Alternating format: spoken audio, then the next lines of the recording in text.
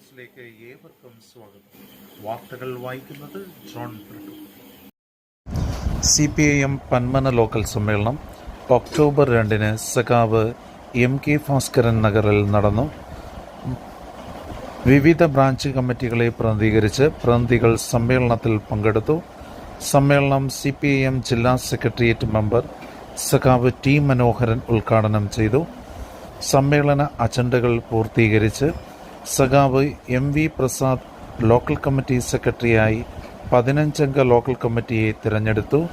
3-ാം തീയതി ടൈറ്റാനിയം ജംഗ്ഷനിൽ നിന്ന് ആരംഭിച്ച പ്രകടനം പുത്തൻചന്തയിൽ സമാപിച്ചു.